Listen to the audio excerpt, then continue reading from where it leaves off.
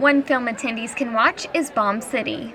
The story happened whenever I was 12 years old, growing up in Amarillo, Texas, and it was just a tragic story that Brian Deneke and it's a punk rocker who died, got killed by a football player, and the football player never spent a day behind bars, and it's a tragic tale of good and evil and right and wrong, and just has always been in my heart. A true story being told on film for the first time. Of course, now December will be 20 years, and there's been different people at different times that have talked about doing it. Out of Brian's death, we hope something good would come out of it, that it would help some people, and we've always felt like probably a movie done right would do that. And they struck us as being real sincere in how they wanted to portray it, what they wanted to do. An honor the filmmakers did not take lightly. There's a lot of heart, a lot of pain associated with this story. The fact that Brian Deneke, the young man who lost his life, his parents being here is huge, because for them it's not a movie, it's real life.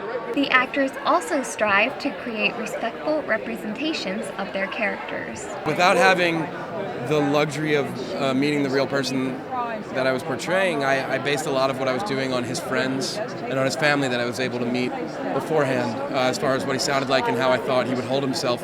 And then a lot of the rest I just kind of filled in myself on just what I felt and the way that I connected with the character. And I was worried if I was doing it correctly or doing it justice. And on the first night, one of his friends who was playing an extra in this big party scene, she came up to me and she said,